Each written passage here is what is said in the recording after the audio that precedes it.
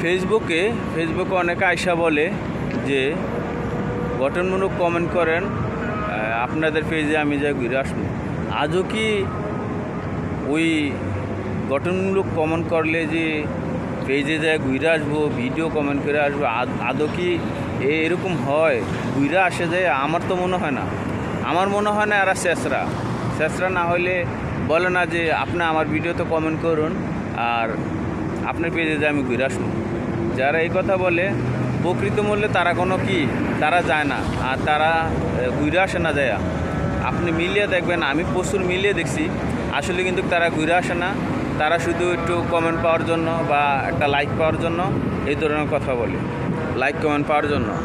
তারা কোনো ওই পেজে যায় ঘুরে আসে না। আমার কথা হলো, যাদের ভালো লাগবো ভিডিও তারাই আমার পেজে যাইব, যাদের ভালো লাগবো না তারা যাইব না, এটাই কথা।